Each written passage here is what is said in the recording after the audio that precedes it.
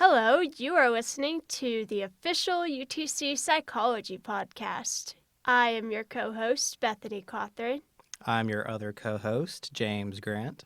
and we are here to tell you all things psychology in the UTC world. Yay!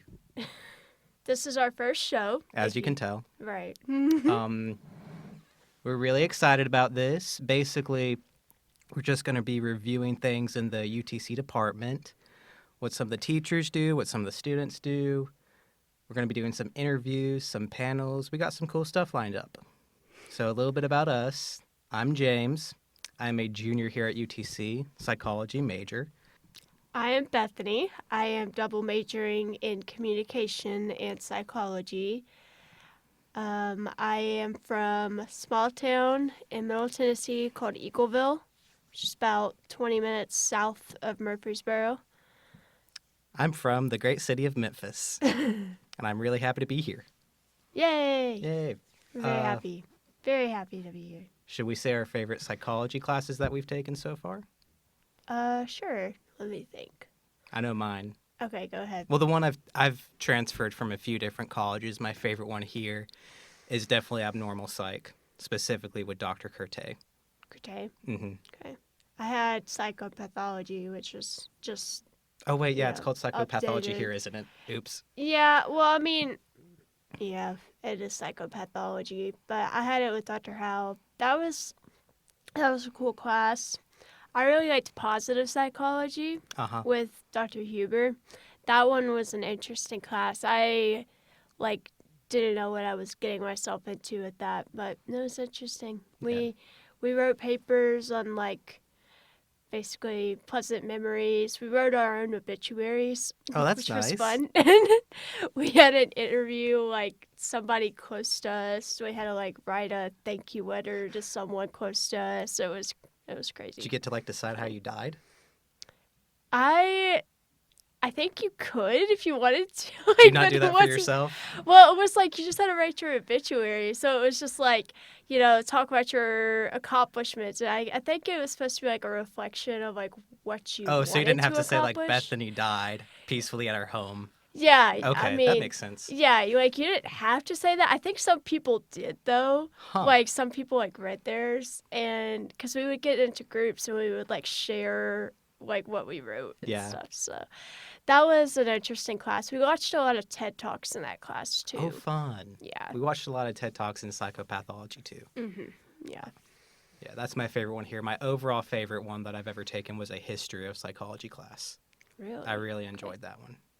I haven't taken a history psychology type of class. I don't even know if they do it here. They might not. Don't know. I don't know. I've never seen it. Yeah. I don't know. What college did you go to before this? Well, I've been to two different ones. That one was Covenant in Georgia. Okay. Yeah. Yeah, they did it there. And it was really cool watching the history of psychology. Most of my classes this semester are psychology courses. Mhm. I have limited gender studies, which is to fulfill that last gen ed requirement that I still haven't gotten. But then I have Rising Rock, which is a communication class, and then everything else is psychology. Yep. So I still have one biology requirement that I was going to do this semester, and then an independent study came up, so I dropped it. I was going to take biological psychology this semester, and I dropped it for this. Nice. We're happy to be here. We're Yeah, really we excited. are. Look at us. I get to skip a biology class and do this instead. Indeed. So what are you minoring in? It'll probably be a liberal arts concentration. Oh, arts, okay. If I could choose a minor, it'd be history. But if I want to graduate on time, it looks like I'm going to have to do a concentration. Fair. Yeah. What's your favorite... I'm going to say something really random. What's your favorite food or something? That's not random. That's such a basic question. Okay, what's your most traumatizing childhood memory? There you go, James. This is Really gonna turn getting into the therapy psychology. session. Yeah, therapy. I don't think that's at least an episode 5. Ask me at that, and then our listeners can get to know me. Okay, gotta hold him to it, listeners. Episode 5, we're hearing all about James's traumatizing memories. Oh, God. What's your favorite polar animal? Polar animal. Okay. So we got penguins, we got polar bears. Yeah. I think Automatic lights. mine are penguins. Or they're like motion censored or whatever. Yeah, penguins too. Mine would be Oh, I thought we penguins. were going to debate it. Okay. Yeah, penguins. You can't beat them. Yeah. Do you have a Yeah. LinkedIn? Do I have LinkedIn? Yeah, Yes. me too. Dr. Walker made me make one. I had mine before Dr. Walker's class. Really? Look at you Yes. go. What is your favorite beverage, James? As I'm sitting here holding a bottle of Milo's. I mean, by beverage, you mean non-water, right? I mean, I guess it could be water. Well, if you're technically, boring. the definition of beverage is a non-water drink. Okay. Do you not know that? No. Yeah, the definition of a beverage is a drink that is not just water. Wait, let me Google this. Yeah, a drink, especially one other than water. A special one? Okay. So if you came here So thinking, is your favorite drink water, though? well, yeah, it should Okay. be. I don't know how well I It should be, though. follow through with So that. you're saying that because it's a safe answer. No, because it's a healthy answer. That's a healthy... But what's your favorite? Like, if you... If I didn't have heart problems, Okay, well, And if that's I- fair. was like a health, yeah, it'd be like Mountain Dew or something. Mountain Dew. That's Monster. like one of the monsters. If it didn't make my heart feel like it was about to pop out, I drink it all the time. Yeah. Anyways, you thought you were going to come here and learn psychology information, and you just learned the definition of beverage. Hey, that's something new For you. for me, but other people might not know that either. Yeah. Hey, and I also just learned that your favorite drink is water. Yeah. Like a boring person. Well, you know what? There's interest in that. You know lots about me from that. Yes, I do. And lots of people wouldn't say that. I feel like less people True. would say that than you would think. Oh, yeah. I mean, I don't think I've ever heard somebody tell me that their favorite drink was water. Well, I've gone through a whole character arc with water.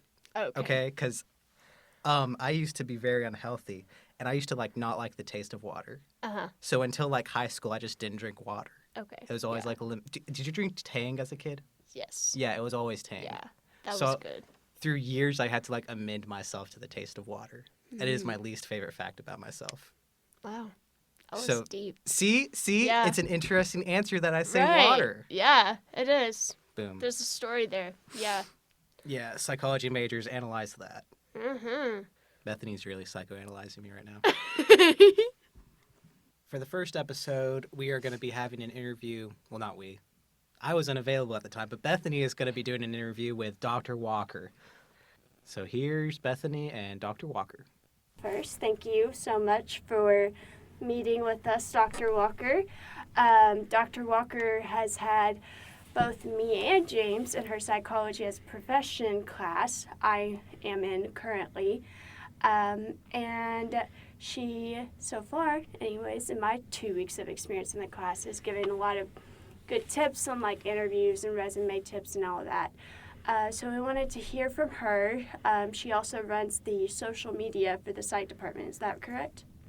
I assist with that. We actually have a really amazing graduate student in industrial organizational psychology who actually is doing the heavy lifting. So all the fun memes that you see popping up, those are all him.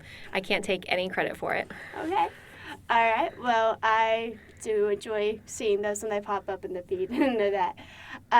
So just go ahead and tell us, what's your title and expertise in the field? Sure. I am an assistant professor here at the University of Tennessee, and I started actually my career at Missouri State. So I've only been in Chattanooga for 4 years. And my degree is in adult development and aging. So I am technically a developmental psychologist. So not clinical, not IO, the field that makes money.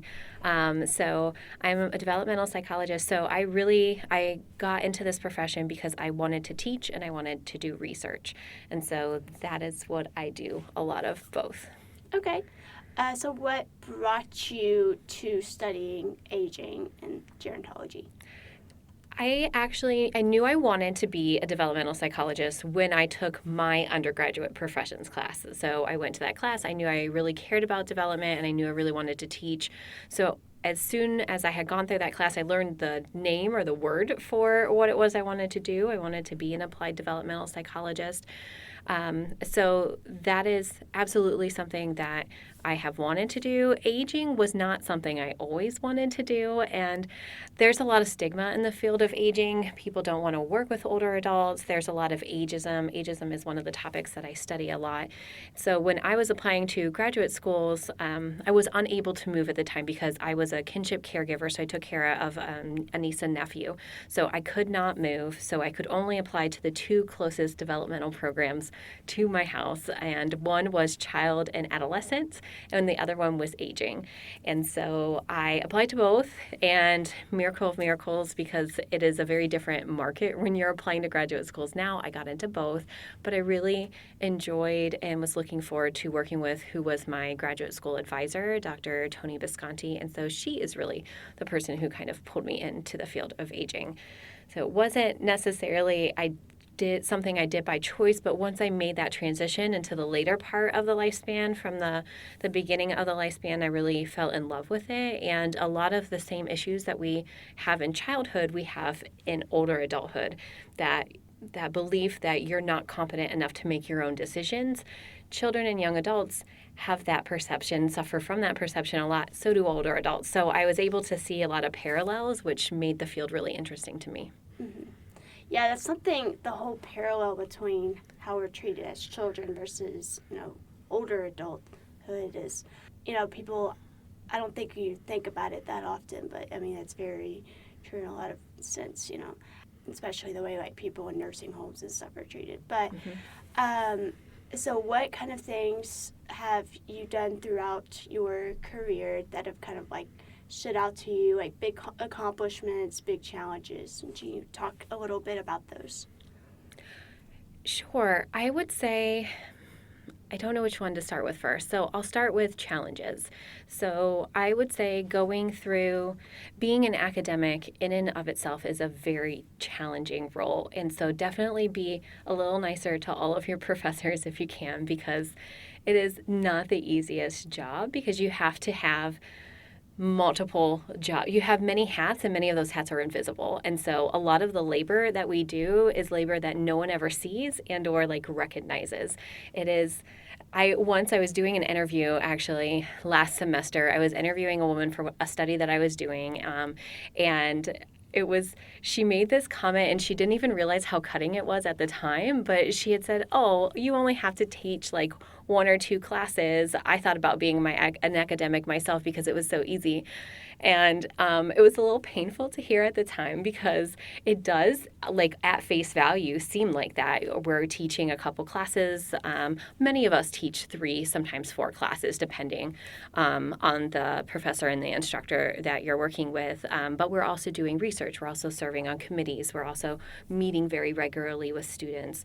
So balancing all of those roles is challenging in and of itself. And being a first-generation college student, that has also been a challenge, and it comes with its own very unique set of challenges. So having family members understand why it is that I'm doing all of this work when I was going to graduate school and applying to graduate school, and why do I need to move to different states to get a job? And so that is a challenge, is sometimes communicating with family members who have never gone to college and trying to help them understand what it is that I do and why I would ever want to do this and like stay here. They knew I always liked school, but like to do it forever is something that is a little bit outside of their realm of understanding. And so that has been, I would say, a challenge. And so then for me as an academic and as a professor and a mentor and someone who works with students, I am always concerned about, okay, I know what a lot of these barriers are like. How can I help students get over these barriers and so they don't have to experience some of those same things that I had experienced, maybe helping them have the tools and resources they need in advance, because I feel like I lucked into finding out the things I needed to do, and I just don't think that should be the case. I don't think we should have to luck into someone saying the right thing at the right time. And that is very much what happened to me. My grad school advisor had come into my undergraduate professions class, and she's like, all right, these are the things that you need to be doing. And so I did exactly what she told me to. But if she hadn't come into that class, I would not have been prepared for graduate school. So I feel like it shouldn't be luck. It should be everyone is given the same resources and the tools. And so I feel very accomplished and one of my big accomplishments is when students go on to be very successful, and I can see them getting to do the things that they want to do and having the resources that they needed to be that successful. So some of my favorite accomplishments are seeing that, and then some of the resources I have created with some of my colleagues, and that has been great. And personally, just like my family is a major accomplishment. Like I've created a couple humans, and I feel like that's pretty awesome. Yeah, it is indeed. Yeah, so in your classes, you provide so many good resources, what research and just, especially in the psych as a profession class. I've looking through like the modules and assignments and everything. It's like, wow, this is stuff that I feel like gets overlooked sometimes, even though it's like so important for jobs after graduation. So what would you say out of some of those extra resources that you provide, would you say is like maybe the most beneficial to students, you personally, and then also like what you've heard has been the most beneficial? I think it really just depends on the student's ultimate career goals. So what is going to be the most beneficial for one may not work for the other if you have different like professional and academic goals.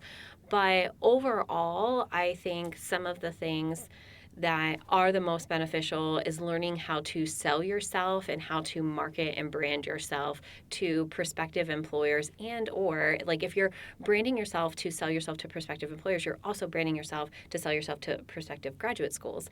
So it really all goes and is very interconnected and tied together.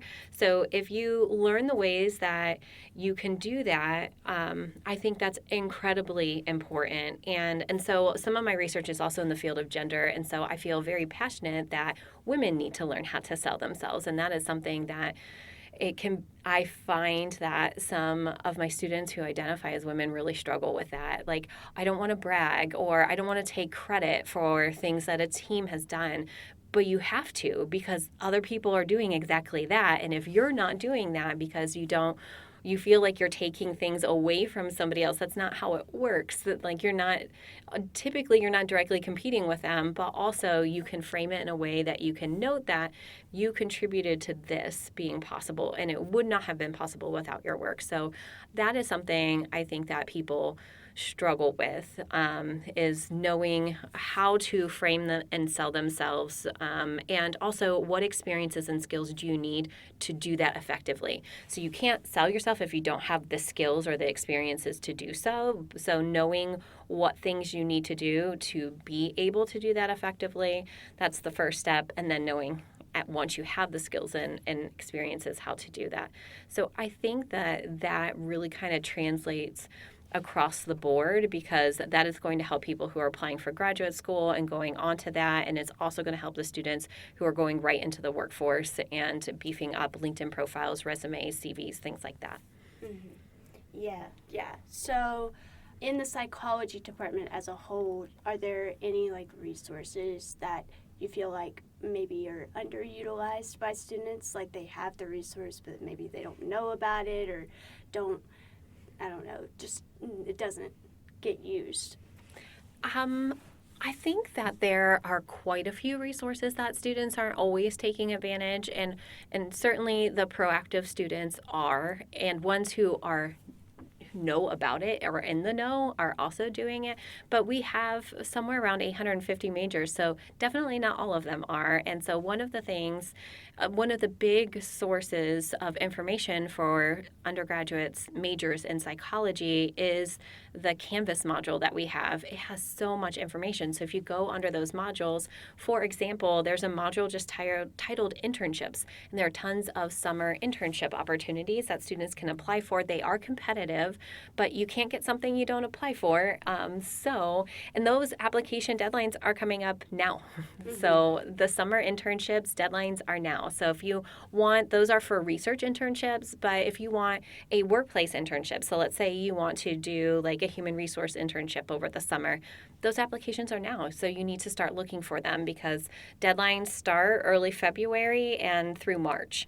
And if you want a fall internship, you also need to start applying now. And so some of that is hard because you don't know what you don't know. And so you don't know, oh, wow, I have to think very far ahead to plan either for your summer or for your fall. And those experiences are really important. So there's an entire module on internships. There's also a module where we have common employers in the Chattanooga area who are hiring. And if they send any of the faculty in our department an ad saying we're looking for undergraduate psych students, we post it there. We also send out the announcements that I feel like some people definitely are reading, not everyone. So that's a skill to learn, is to, at the very minimum, if you're seeing something coming from the psych department, open and skim it to make sure it is. I know we get so many like university communications and it can feel overwhelming, but the ones from the psych department I think are definitely worth it. We also have modules on careers. So the Careers in Psych website, that is posted as a link there. There's also a module with several resources from myself, from Dr. Cunningham, from Dr. Ross, and some of the other faculty members on advice for graduate school, and there's some videos there. So those I highly recommend. So tons, and advising has placed a bunch of modules and things there. So I think that is a really important resource, taking advantage of being a research assistant, a teaching assistant, not just for the experience of building a resume, but also so you can get to know your faculty, so they can write you letters of recommendation, so they can provide references for jobs, those types of things. I don't know that enough students are utilizing that and using that resource as well. Yeah. Yes. In those like internships and stuff that you talked about, what advice would you give to students who may be looking into applying to some of those? Definitely keep your eyes out. So the two main places I would recommend looking would be Handshake. So that's just, you can access that through UTC. And so that is something that's handled through the Center for Career and Leadership Development. I don't know if I'm saying the right title, but it's ish that. They're amazing. Yeah. They have a lot of resources. They will help you with your resume and proofread it. They'll do mock interviews, and they have historically done headshots. I'm not sure if that's back up on the table, but they have a lot of resources, and a lot of internships are posted on Handshake as well as student jobs. So that's a great one. LinkedIn is another one. So once you have your LinkedIn profile set up, you can apply through LinkedIn and look up internship opportunities. There are ways to filter your search on LinkedIn to only have internships pop up, or you can just type the word intern up and look through the job posts. So those are really great ways to keep on top of those. It's just knowing that you need to be looking months in advance for them. Okay. And when they apply for these internships, what kind of skills do you think, they should take to the table when applying? What they're going to want is going to vary depending on the internship and as well as whether or not it's paid. So I absolutely recommend applying for paid internships whenever possible, because we all need money.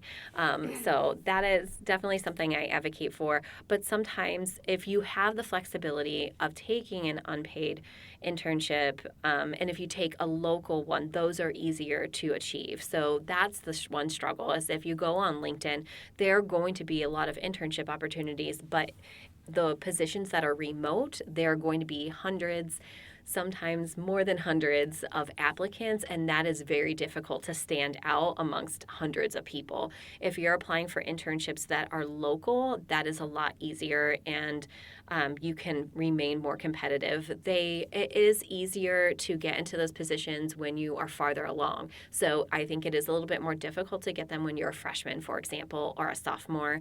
It is easier to get them when you're a junior or a senior. in terms of the skills that they're looking for, it's really just going to vary.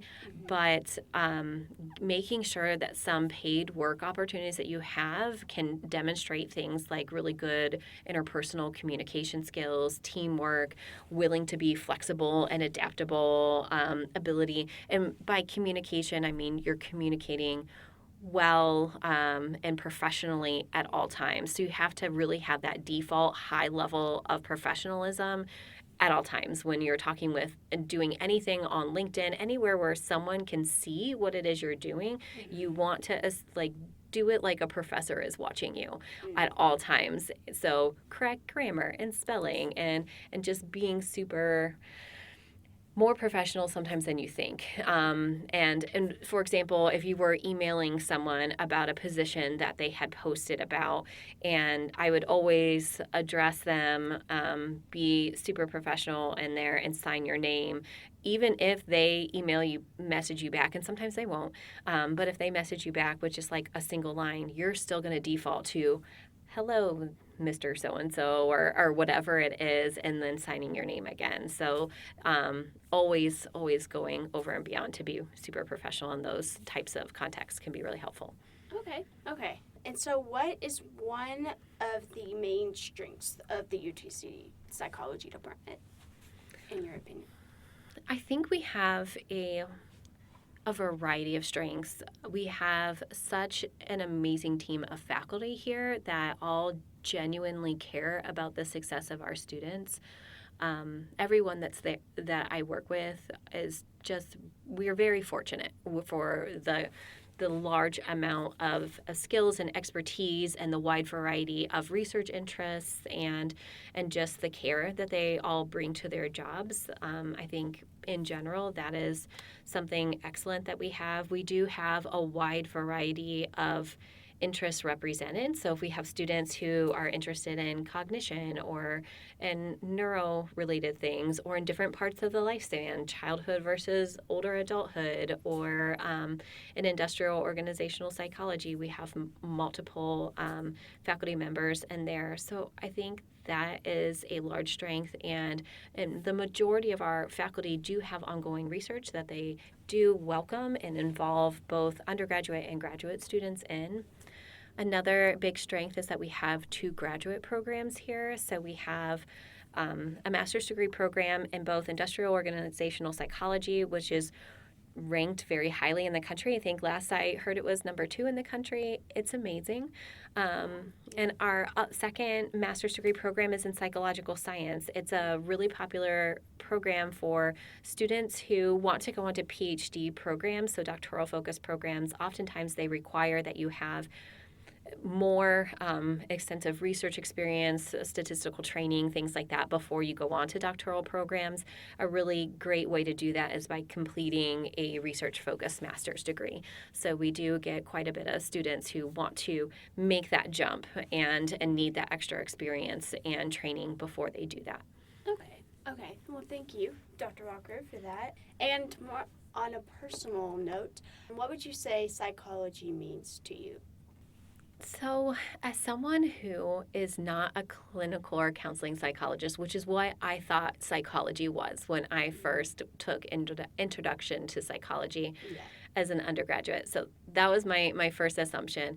But to me, psychology is being able to study human behavior, human experiences, and to be able to understand it using a wide variety of research methods. And so for me, that is what it is, but that's because of who I am. I teach and I do research, and so that is how I personally use psychology.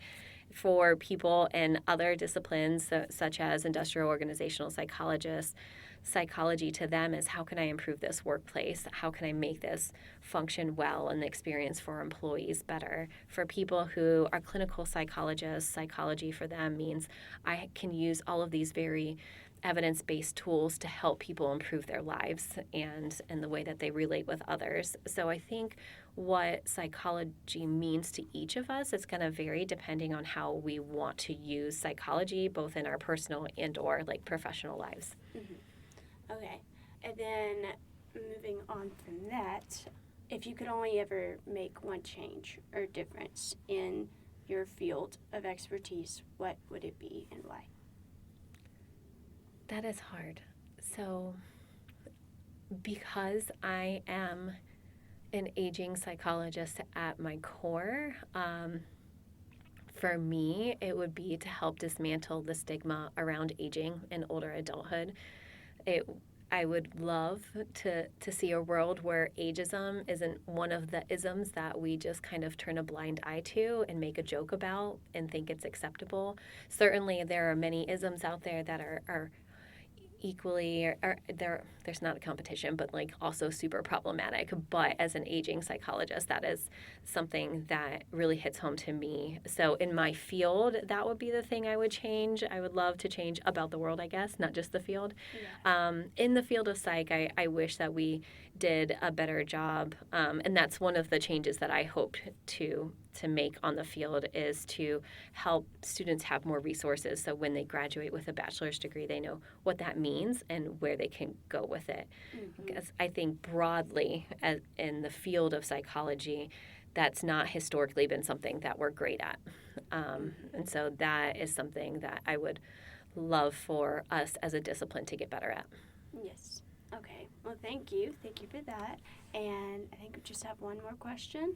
What book in the field of psychology would you say every psychology student should read? That is very hard. So I have to first say I'm not a big nonfiction reader. Fair. I like some like science fiction. I love fantasy. Like if I am reading a book, I want it to be for fun, and I want to not think about some of the hard topics that I study, since I study a lot of like discrimination, bias, and things like that. But saying that, there are a couple that I have found particularly helpful. The Walker Center for Teaching and Learning here on campus does these really great faculty book clubs, so I sign up for them because it makes me read nonfiction books that I wouldn't do myself. So Whistling Vivaldi, I think, is a really great one for psychology undergraduate students.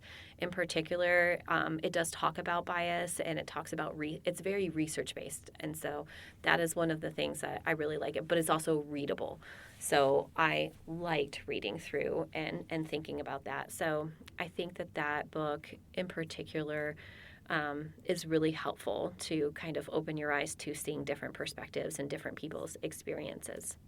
Yeah. Okay. What's your favorite fiction book? I'm very conflicted about that. So for now, I'll say Pride and Prejudice. That has historically been like one that I've really loved. I also I really like science fiction books and some of those. So, and it's really hard to pick. So I'm just going to pick the one that I think is safe, because some of the authors of some of the other ones that I enjoy are not always they're mired in a little bit of controversy right now. So I'm going to stick with what's safe. Jane Austen is safe right now. Yes, Jane Austen. Yeah. True classic. All right. Well, thank you so much, Dr. Walker. I think this is all the time we have. Okay, the last question I asked was the book question. And she sent me a follow-up about some of like her resources and stuff that she had mentioned, including the book. Okay. So the book that she recommended was Whistling Vivaldi and Other Clues to How Stereotypes Affect Us. Huh. Yeah, by Claude M. Steele. And then she sent me a link to register for Handshake, a great place to find jobs and partnership opportunities for students, which was something she had mentioned. And then she sent me a link to the Career and Leadership Development website, because that was another resource that she discussed. She talked a lot about ageism and how, like, ageism is a big factor that is a big problem that, like, people don't think about as often. But, you know, people that are older, you know, specifically over retirement age, get a lot of hate for just being unable to do the things they used to and being kind of babied in a sense because they can't take care of themselves in the same way. Yeah. So she discussed that quite a bit, which was really interesting. And I mean, she's right. Like, everybody talks so much about like sexism and racism and stuff, but ageism is something people don't think as much about. It's got like an underlooked area of stereotyping. I mean, it's something that, like, would actually affect everybody at some point, because everybody, No matter who you are. right, even if, no matter who you are. I think we are good to go. Yeah, thank you again, Dr. Walker, and thank you to all of our listeners for tuning in. Yeah. This has been UTC's Psychology Podcast. Woohoo! Which might get a cooler name later. We haven't decided. We're done. Thank you for listening. Bye.